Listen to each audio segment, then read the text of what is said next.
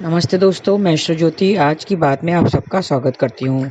आइए आज की बात कर लेते हैं। आज बड़ा ही शुभ दिन है, पवित्र दिन है, बृहस्पति का दिन है। बृहस्पति के दिन श्री विष्णु भगवान को ध्याते हैं, तो आप भी ध्याइए और मंत्र जाप कीजिए। ओम नमो भगवते नारायणाय, ऐसा ध्या के आज पूरा दिन व्यतीत करें।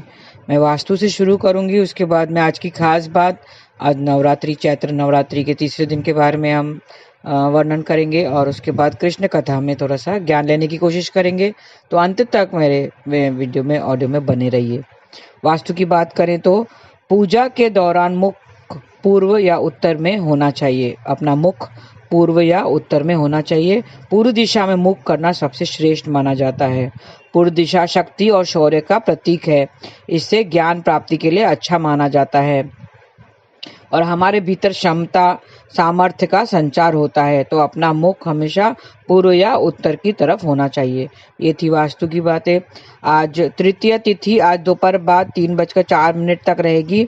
आज चैत्र नवरात्रि का तीसरा दिन है। आज देवी के तीसरे स्वरूप माँ चंद्रघंटा की उपासना की जाएगी। आज देवी के तीसरे रूप जो चंद्रघंटा की उपासना की जाएगी। देवी के माथे पर घंटे के आकार का अर्ध चंद्र सुशोभित है, इसके लिए इसका नाम चंद्रघंटा पड़ा है। माँ चंद्रघंटा के चार दाएं हाथ में कमल, धनुष, जपमाला और तीर है। देवी का पांचवा हाथ अभय मुद्रा में रहता है और चार बाएं हाथों में त्रिशूल, गदा, कमंडल और तलवार है। देवी सदैव अपने भक्तों की रक्षा के लिए तैयार रहती है। माँ चंद्रघंटा हर परिस्थितियों में कष्टों से मुक्ति दिलाती है। उसका स्वरूप ये प्रतीक है। तो आज माँ चंद्रा के मंत्रों का उच्चारण करके 11 बार जाप करना चाहिए। ओम देवी चंद्रघंटाय नमः, ऐसा जाप करेंगे और आज दिन व्यतीत कीजिए, पूजा पाठ कीजिए। इससे जीवन में आ रही परेशानियों से मुक्ति मिलती है।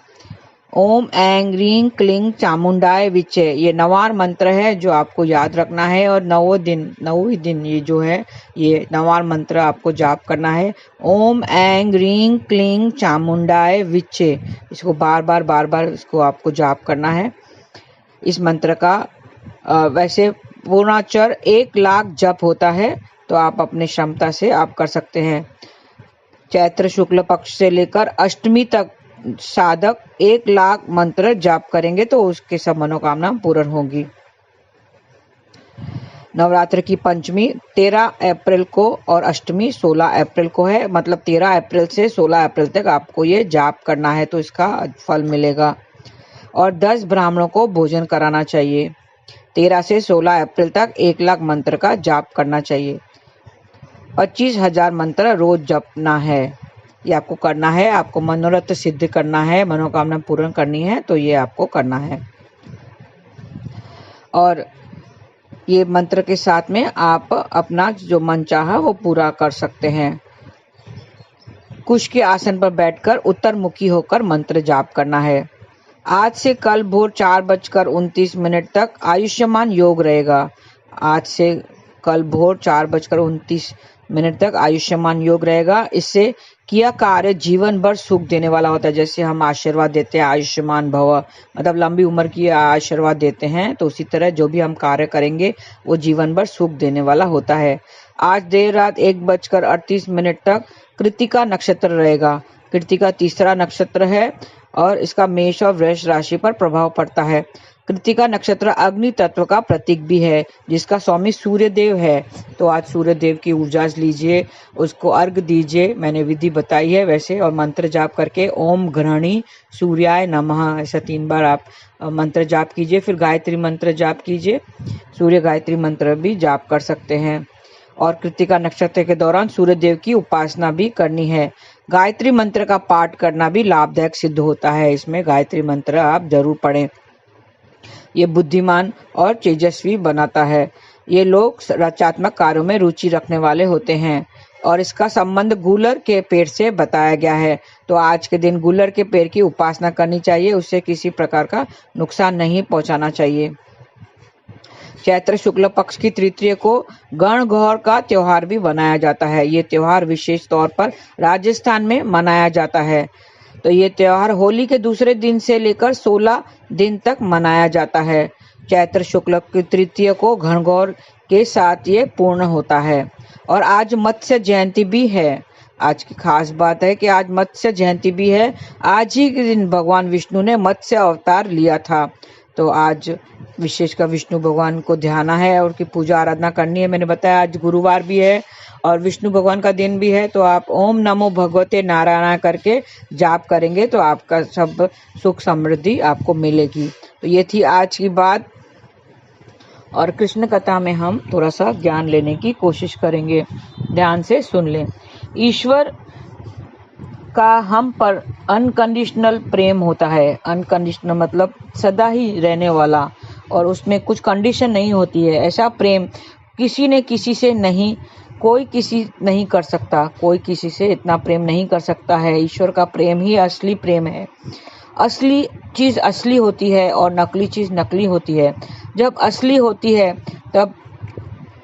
तभी नकली बनती है। एग्जाम्पल, नकली 500 का नोट कैसे बनता है? नकली 500 का नोट कब बनता है? जब असली नोट सामने होता है। जब असली चीज सामने होती है तभी वो नकली नोट बन सकता है। इसी तरह असली का मुकाबला कोई नहीं कर सकता है। असली होता है तभी नकली का उच्चारण होता है, तभी नकली चीजें सामने आती है। ईश्वर का प्यार हमारे तरफ असली है। हम सबका प्यार एक दूसरे से वो नकली है। हम सिर्फ एक दूसरे को पर अट्रैक्ट होते हैं। इन्फैचुएशन जिसे कहते हैं, पहला पहला जो यंगस्टर जवानों का प्यार होता है, इन्फैचुएशन नाम देते हैं। वो अट्रैक्शन होता है एक तरह का। उनके गुणों पर, ब्यूटी पर अट्रैक्ट होते हैं। लेकिन ब्यूटी क्या सदा रहने वाली होती है? ब्यूटी सिर्फ जवानी तक ही चलती है। तो जब तक वो मेंटेन करेंगे तब तक वो चलेगी। जैसे हीरोइन होती हैं, फिल्म में देखते हैं, जब कब तक चलती है वो? जब तक वो मेंटेन करती है, अपने आप को मेंटेन करती है, तब तक वो हीरोइन बनी रहती है। जब वो अपना मेंटेन करना छोड़ देती है तब वो उसको कोई फिल्म में नहीं लेता है। ब्यूटी सब नकली है, ये सब चीज़ें नकली है। उनको मेंटेन करने के लिए वस्तुओं की ज़रूरत पड़ती है, तो वो नकली होती हैं। कभी भी नष्ट हो सकती हैं, वो समय के अनुसार वो नष्ट हो जाती हैं। भगवान के बुढ़ापे की तस्वीर किसने देखी है? कृष्ण के बुढ़ापे की तस्वीर किसने देखी है? नहीं, क्योंकि कोई उसकी कल्पना भी नहीं कर सकता। उसको बूढ़ा हुआ, लकड़ी लेके हुए, बाल सफेद, ऐसा कोई किसी ने तस्वीर बनाई है? न बनाई है, न देखी है। क्यों? क्योंकि उनका कोई ऐसा कल्पना भी नहीं कर सकता। क्योंकि कल्पना ही नहीं कर सकता तो वो असली ही है, वो असली ब्यूटी है, ईश्वर की असली ब्यूटी है। संसार के जो गुण हैं सारे गुण नकली हैं। प्यार भी नकली है, वो थोड़े समय तक ही रहता है। किसी को बाल हमेशा के लिए काले रहते हैं? नहीं, वो कब सफ़ेद हो जाते हैं उनको पता भी नहीं चलता, क्योंकि वो कंटिन्यूस वो कलर करते रहते हैं। कंटिन्यूस हम बालों को कलर करते रहते हैं, तो उनके कितने बाल सफ़ेद हो गए उनको पता ही नहीं चलता। वो थोड़े समय तक ही काले रहते हैं और फिर अपने आप सफ़ेद होते जाते हैं। क्या आप सफ़ेद होने तक वो रोक सकते हैं? बालों को सफ़ेद होने के लिए रोक सकते हैं? नहीं। ये नकली ब्यूटी, नकली गुणों के तरफ हम भागते रहते हैं। वो उनके लिए तो हम भागते हैं, नकली गुणों के पीछे भागते हैं, नकली ब्यूटी के पीछे भागते हैं और फिर भोगते हैं। फिर थोड़े समय में वो नष्ट हो जाती है। हाँ, वो सदा के लिए नहीं रहती है। किसी का प्यार देखा है? किसी के लिए सदा के लिए रहना नहीं। जैसे जैसे उसकी ब्यूटी चली जाती है लड़की की, वैसे वैसे वो प्यार कम होता जाता है। मतलब समय के अनुसार ही वो बदलता रहता है, वो नष्ट हो जाता है। तो लोगों का प्यार भी खत्म हो जाता है। अभी किसी लड़का और लड़की का प्यार देखो, उसके किसी लड़की की ब्यूटी है तो लड़का उसकी तरफ आकर्षित होता है, उस प्रेम में पागल हो जाता है उसके ब्यूटी पे। फिर वो शादी कर लेता है, थोड़े समय तक रहता है, 1-2 साल, 5 साल, 10 साल, लेकिन आखिर तो उसकी ब्यूटी चली जाती है। जैसे जैसे ब्यूटी चली जाती है वैसे वैसे प्यार कम होता जाता है, क्योंकि उसकी तो अट्रैक्शन ब्यूटी पर ही था। और जैसे ब्यूटी कम होती जाती है उसका लड़के का प्यार भी कम होते जाता है। वो सिर्फ थोड़े समय तक ही होता है, ज़्यादा समय तक नहीं चलता है। तो वो क्या असली हुआ? नहीं, वो तो नकली हो गया, नकली प्यार हो गया। वो थोड़े समय तक ही रहता है। लेकिन ईश्वर का प्यार असली है, वो हमेशा ही था और हमेशा ही रहेगा।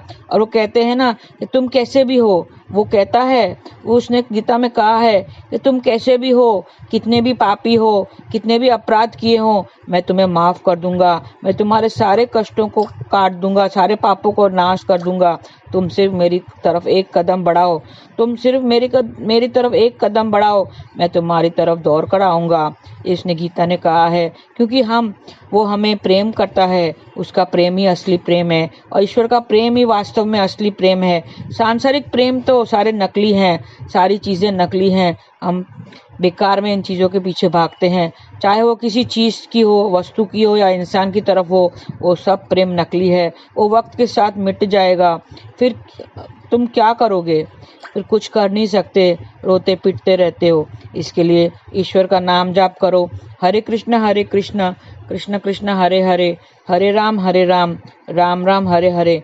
ये वक्त तो भागता जाएगा, वास्तव में वक्त भागता नहीं है, वो अपनी ही गति पे चलता है। हम ही हैं जो भाग रहे हैं चीजों के पीछे, पैसों के पीछे, इंसानों के पीछे, धन के पीछे।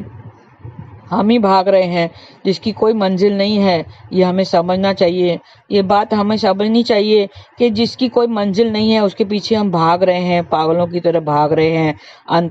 अंत में क्या होगा? हम गिर जाएंगे, हमें चोट लगेगी। तो वक्त हमें कहाँ से कहाँ लेकर जाएगा हमें पता नहीं है। और इससे पहले बहुत देर हो जाए, इससे पहले हमें संभलना होगा। ताला कहते हैं, ताला दो तरह से खुलता है, एक तो उसकी चाबी से खुलता है, और दूसरा कैसे खुलता है? दूसरा हथौड़े की मार से खुलता है। हमें भी सत्संग से समझ जाना चाहिए, सत्संग में जाना चाहिए। नहीं तो सत्संग से अगर नहीं संभले, हमें अभी संभल जाना चाहिए, सत्संग से संभल जाना चाहिए। अगर वक्त रहते हम नहीं संभले तो वक्त का हथौड़ा हमें समझाएगा। इससे पहले के वक्त का हथौड़ा हम पर पड़े, संभल जाओ और नाम जाप करो, हरि कथा हरि कीर्तन से जुड़ जाओ तो जीवन सफल हो जाएगा। हरे कृष्ण कृष्ण कृष्ण हरे हरे, हरे राम राम राम हरे हरे। आज के लिए बस इतना ही। धन्यवाद। आप